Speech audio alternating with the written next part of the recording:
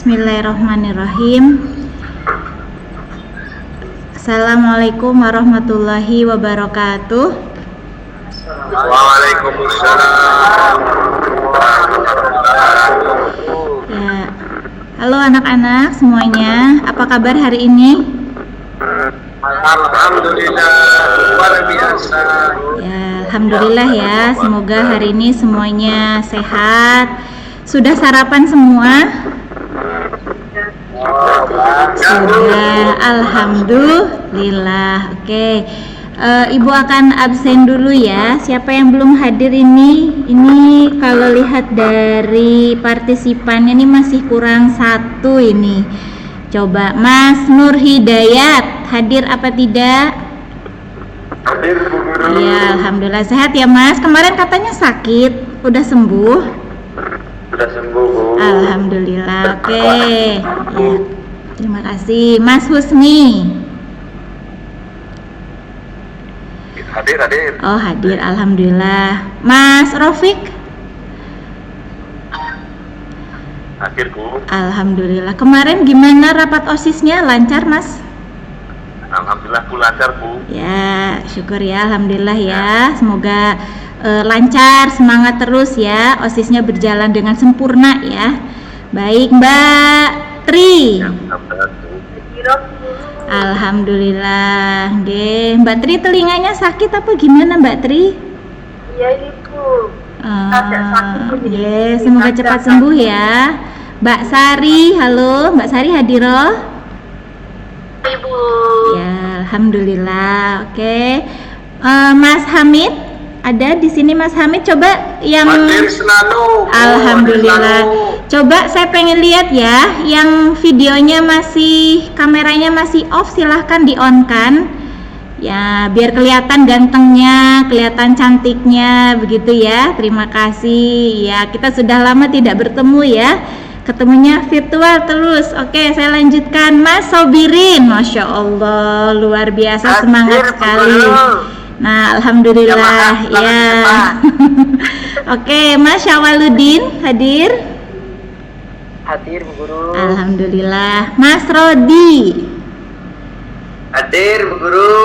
Subhanallah ya, tampilannya seperti calon pejabat ya. Bu Guru doakan semoga besok jadi pejabat Amin. yang hafal Al-Qur'an. Ya, luar biasa. Oke, Mas Ika, halo Mas Ika hadir? Hadir itu, Bu. Mas Bu, Ika. izin ke belakang, Bu. Mas Ika izin terus apa nggih? Iya, itu, Bu. Susah itu, Bu Guru. Oke. Selanjutnya Mas Kasbuloh. Hidupnya dipot, Bu. Jadi bulan yang cepat, Bu. Oke, Mas Kasbuloh Bu, hadir? ini baru sampai. Oh, baru sampai ya, Bu, alhamdulillah. sinyalnya lumayan ini, Bu. Oke. Sekali tadi.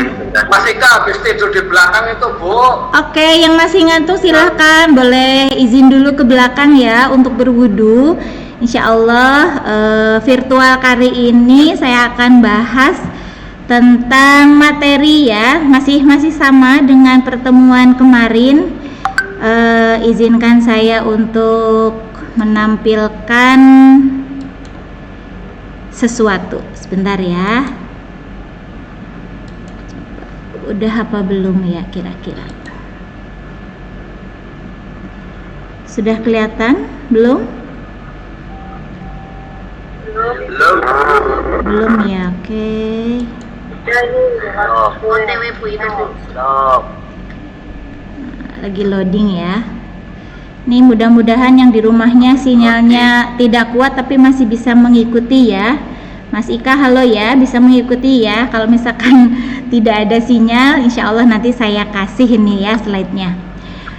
Oke, hari ini kita akan belajar tentang beriman kepada kitab-kitab Allah ya. Sebentar. Kita besarkan dulu supaya jelas. Si loading ya. Nah, udah kelihatan?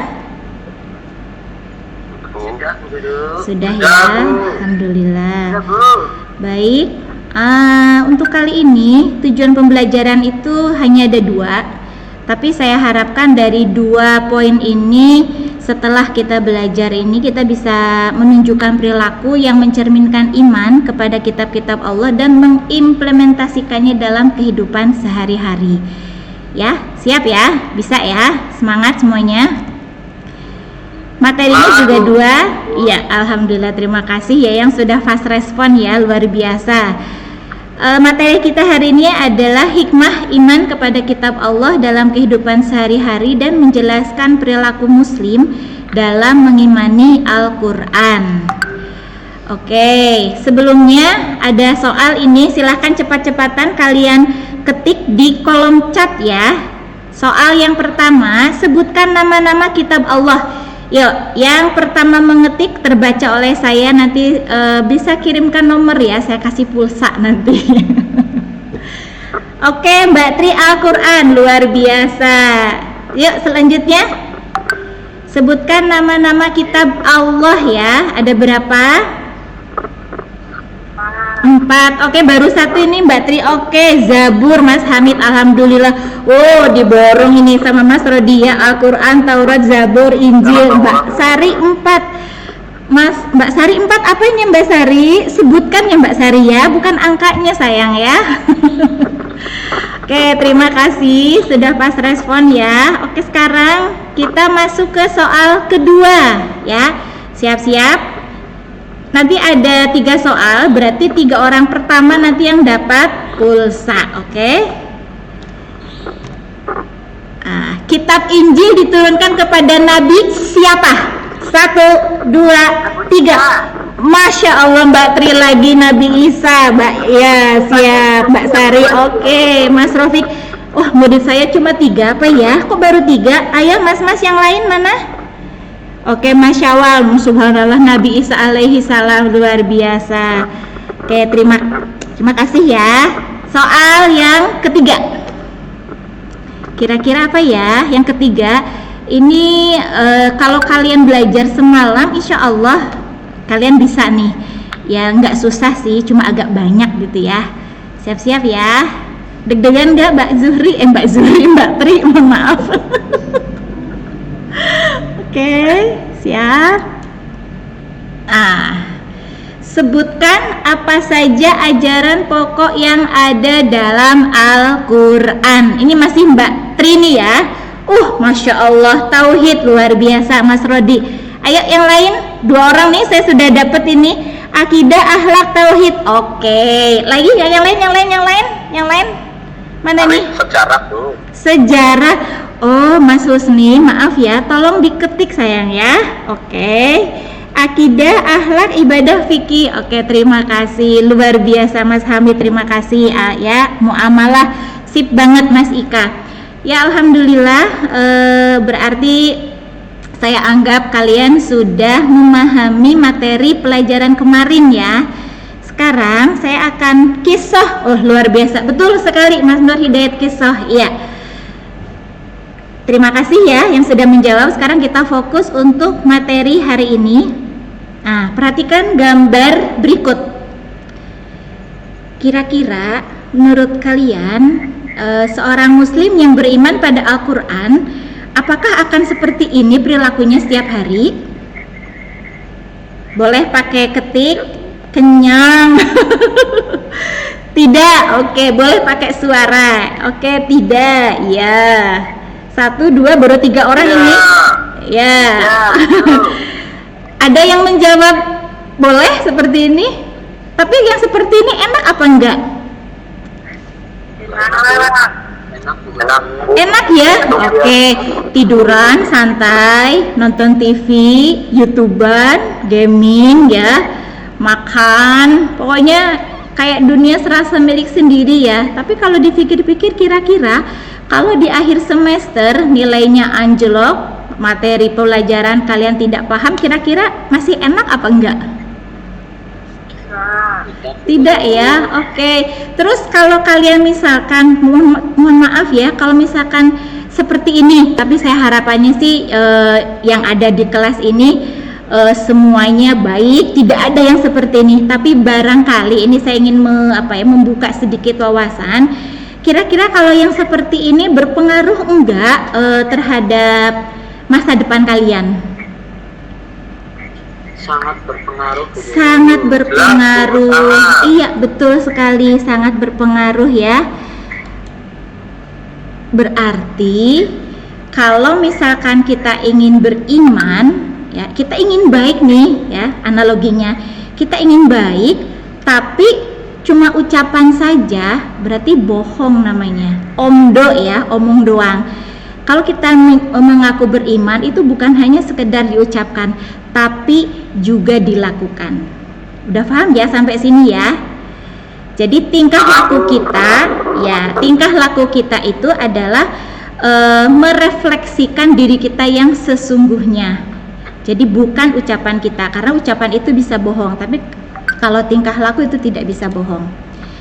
Sekarang nanti setelah slide ini akan saya tampilkan beberapa opsi kegiatan. Coba kalian pikirkan, kemudian kalian bandingkan mana sih yang lebih murah, mana yang bermanfaat bagi masa depan, mana yang boros, mana yang membuat hidup terasa kosong. Mungkin ini sekilas tidak ada kaitannya dengan beriman kepada kitab Allah, tapi nanti di akhir akan ada hal-hal yang bisa kalian ambil manfaatnya. Jadi tolong diperhatikan baik-baik. Siap ya, slide berikutnya. Nah, ini dia beberapa opsi kegiatan. Masih banyak sekali sebenarnya kegiatan yang biasa remaja lakukan, seusia kalian antara 15 sampai 17 tahun begitu ya, yang sering saya lihat sehari-hari. Biasanya kalau anak remaja itu apalagi kalau capek, kemudian banyak tugas itu biasanya males, terutama kalau hari libur gitu ya. Kemudian tapi ada yang suka mengumpulkan tugas, ada yang sebaliknya, ada yang suka kebersihan, ada juga yang tidak, ada yang suka nongkrong di kafe. Oke, Mas Nur Hidayat suka nongkrong di kafe atau enggak ya? Jangan dijawab ya Mas, nanti aib kalau misalkan jujur ya. Tidak, alhamdulillah luar biasa. Semoga di sini semuanya mentalnya santri semua ya, baik mas-mas atau mbak-mbak yang cantik ya. Oke, opsi kegiatan berikutnya ada rekreasi, ada belajar, ada berolahraga. Bisa difilter ya, sudah ya. Saya lanjutkan soalnya ini. Nah, dari opsi kegiatan tadi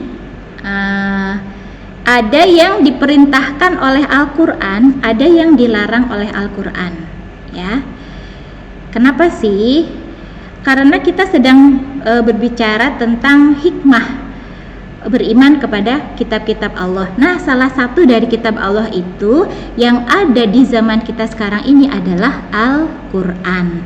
Oke, yang diperintahkan oleh Al-Quran apa saja? Mas Nur Hidayat coba. Sholat guru. Baik, terus apa lagi? Belajar guru. Belajar, terima kasih Mas Sobirin. Oke, kalau yang dilarang bagaimana? Mbak Sari, yang dilarang apa Mbak Sari? Mencuri bu. Yang dilarang mencuri, bagus banget Mas Hamid ya, terima kasih. Ada lagi? Mbak Tri? Berzina guru. Malas-malasan. Oh, malas-malasan dilarang juga oleh Al-Quran. Oke, saya lanjutkan, terima kasih ya. Sekarang tentukan pilihan kalian. Apapun yang kalian lakukan itu pasti akan ada efeknya di masa depan. So, lakukan hal-hal terbaik itu mulai dari sekarang, mulai saat ini. Gak usah nunggu besok deh kalau saya udah tua. Loh, kalau matinya besok gimana? Na'udzubillahi min dzalik ya. Jadi kita hanya berniat tapi tidak mau melakukan. Terima kasih ya Mas Ika ya. Hikmah iman kepada kitab-kitab Allah, kalau kita urutkan dari tadi yang opsi-opsi di atas adalah satu, seseorang yang beriman kepada kitab-kitab Allah itu pasti dia itu akan berbuat sesuai dengan tuntunan Allah. Karena semua kitab itu pasti turunnya dari Allah, bukan dari siapapun. Dan kita perlu mengimani bahwa kitab Zabur, kitab Taurat, kitab Injil, dan Al-Quran itu benar adanya dan semuanya turun dari sisi Allah. Begitu ya. Kemudian yang kedua, membuka cakrawala ipta kita. Karena di dalam Alkitab itu mencakup seluruh ilmu pengetahuan. Ya. Kemudian yang ketiga, jelas orang yang beriman kepada kitab-kitab Allah itu dia tidak akan terjerumus kepada perbuatan maksiat, karena Allah selalu membimbingnya. Di dalam kitab itu kan ada larangan, ada perintah, yang mana kalau kita patuh, insya Allah kita aman dari perbuatan dosa. Yang keempat, menjadikan kitab Allah sebagai rujukan dalam perundang-undangan. Ya, ini juga penting. Jangan sampai kita mengesampingkan. Oh, ini sudah ada nih dalam Al-Quran. Ya, contoh menutup aurat dalam Al-Quran sudah ada. Kok masih ada yang belum ada? Kok masih ada yang belum menutup aurat? Contohnya, berarti orang itu belum menjadikan kitab Allah sebagai rujukan dalam kehidupannya, ya, dalam hukum-hukum dalam hidupnya. Yang terakhir, selamat di dunia dan akhirat. Paham ya sampai sini ya? Oke, saya lanjutkan. Jadi dengan beriman kepada kitab Allah itu hidup kita menjadi lebih terarah. Akal kita jadi cerdas, kita aman dari perbuatan dosa dan maksiat, badan kita sehat, dan masa depan itu lebih jelas. Masa depan lebih jelas itu bukan kita hanya sebagai orang kaya, bukan kita sebagai yang pengaruh kita banyak, jabatan kita bagus, bukan, tapi bahagia di dunia dan juga bahagia di akhirat kelak, gitu ya anak-anak ya. Oke, selanjutnya adalah perwujudan nyata iman kepada kitab Allah.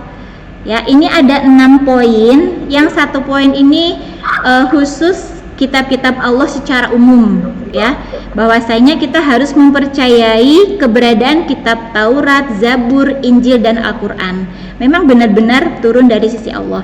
Nah, yang kedua sampai ke-6 itu khusus untuk Al-Quran, karena kita hidup pada zaman Nabi Muhammad, yang mana Nabi Muhammad itu mendapatkan wahyu berupa Al-Quran. Apa saja? Coba dipelajari isi kandungan Al-Quran, lalu praktekkan, baca dengan baik dan benar, kemudian menghafalkan semampu kalian, ya, dan terakhir adalah mengajarkan Al-Quran kepada orang lain. Oke, bisa difahami sampai sini? Bisa ya? Insya Allah sudah jelas. Nah, tugas hari ini adalah siapkan kertas kalian, ya. 1, tulis kebiasaan kalian yang perlu diperbaiki dalam mengimani Al-Quran. Kira-kira saya tuh kok males gini ya. Nah, itu apa aja, ya. Kemudian yang kedua, tulis kebiasaan kalian yang sudah bagus dan perlu dipertahankan dalam mengimani Al-Quran. Oh, saya sudah sering tadarus nih, contoh misalkan. Tulis saja, ini bukan untuk pamer atau ataupun bukan untuk buka aib diri sendiri, bukan ya. Ini untuk introspeksi saja. Kemudian untuk evaluasi diri kita supaya kita bisa meningkatkan kualitas keimanan kita kepada Allah, ya. Kemudian setelah ditulis, silahkan kalian buat peta konsep yang bagus. Pertemuan kemarin kita sudah berdiskusi bareng-bareng, ya. Sudah kerja kelompok. Nah, sekarang ini adalah tugas individu. Jadi silahkan kalian buat peta konsep yang bagus, bebas ya.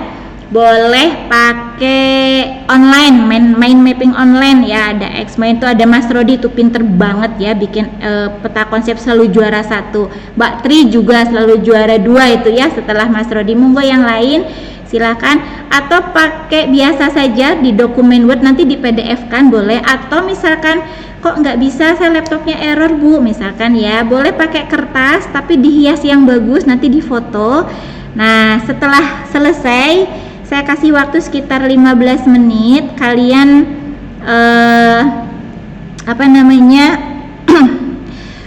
mengisi Google Form ya. Ini nanti saya share di kolom chat ya. Oke, nah mengisi di Google Form, insya Allah soalnya tidak banyak, ada 5 pilihan ganda, 4 esai, dan 1 adalah peta konsep yang harus diupload. Kita masih ada waktu sekitar 40 menit. Nah, nanti setelah itu baru kita akan menyimpulkan pelajaran kita hari ini. Begitu ya anak-anak. Ada yang mau ditanyakan? Oh, alhamdulillah, sepertinya sudah lelah ya. Ini pelajaran terakhir ya. Sudah lelah, silakan ya 40 menit ke depan saya akan tunggu tugasnya. Ini untuk penilaian KI 3 pengetahuan dan penilaian KI 4 kalian secara individu ya. Jadi mohon maaf ya, saya minta tolong kepada ketua kelas Mas Rofik ya, minta tolong yang hari ini tidak hadir supaya menghubungi saya biar nanti tugasnya tidak ketinggalan. Mungkin itu saja dari saya. Sekian dan terima kasih. Sebentar saya stop dulu ya. Sekian dan terima kasih. Kita tutup dengan bacaan hamdalah. Alhamdulillahirabbil alamin. Assalamualaikum warahmatullahi wabarakatuh. Waalaikumsalam.